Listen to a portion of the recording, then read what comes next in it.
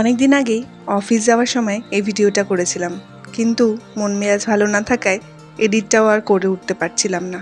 তারপর ভাবলাম আমরা যেরকম খাচ্ছি, ঘুমোচ্ছি, চলাফেরা করছি, কাজ করছি, সেই রকমই এটাকে আমি কাজের মধ্যেই ফেললাম। তো এখানে আমি একটা ইউজ করছি হেয়ার গ্রোথ সিরাম, যেটা হচ্ছে আপনার স্ক্যাল্পের মধ্যে ইউজ করা যায়, লাভ বিউটি অ্যান্ড প্ল্যানেট। এটা কিন্তু মানে দারুণ সিরামটা, আমি প্রায় 2 মাস ধরে এটা ইউজ করছি।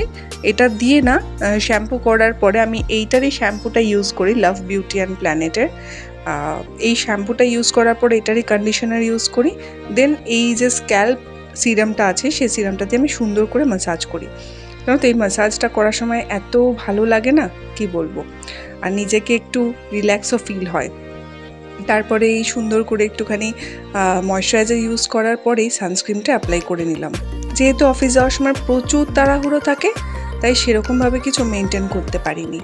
মানে তাড়াহুড়ো করে যেভাবে আমি ইউজ করি সেভাবেই আমি এখানে বিবি ক্রিম আর স্পটলাইট ক্রিম একটা ডট অ্যান্ড কির, ওটা ইউজ করে আইব্রোটা ডান করছি।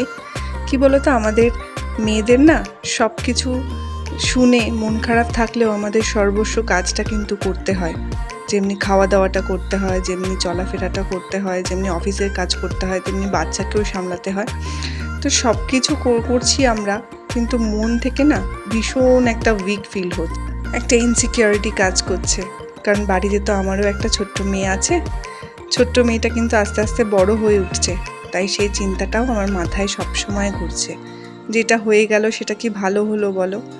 কি করব বলো, চাইলেও মাথা থেকে এটা হাঁটাতে পারছি না। আফটারঅল তো মা, আর মায়ের মনে না আনকনসিয়াসলি এইসব চিন্তাভাবনা আসতে থাকে। এইসব চিন্তাভাবনাকে দূর করতেই, ভালো রাখতে, সবাইকে যাতে ভালো রাখতে পারি, এটাই কামনা করব।